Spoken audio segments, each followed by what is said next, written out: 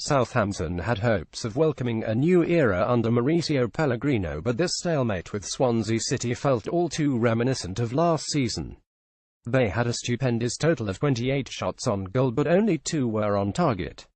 Playing at St Mary's has been Southampton's Achilles heel for too long, all of last season in fact, and this was a record 6th successive home league match without scoring in front of their own supporters. It is more than 545 minutes since they last scored here, against Crystal Palace on the 5th of April. The absence of any goals did little to prevent the Southampton manager's first competitive match in charge being overshadowed by those missing parties.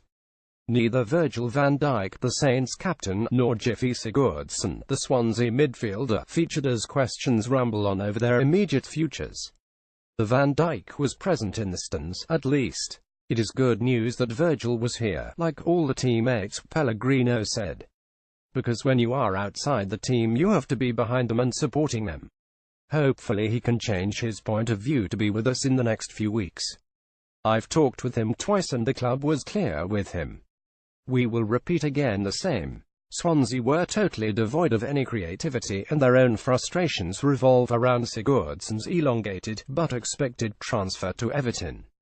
I do not think it is far away, Paul Clement, the Swansea manager, said. What would be a better situation would be if the window closed before the start of the season. I don't really understand why it goes to the end of August. You should know who you've got and who you haven't got. There was a swell of anticipation at a sold-out St Mary's about a new era under Pellegrino, while before kick-off there was a touching tribute to the former Southampton owner Marcus Liebherr, with last Thursday the 7th anniversary of his passing. Pellegrino made one change from the Southampton team that started against Stoke City in May, Claude Puel's final match in charge, with Manolo Gabbiadini preferred to Charlie Austin in a familiar 4,231 formation.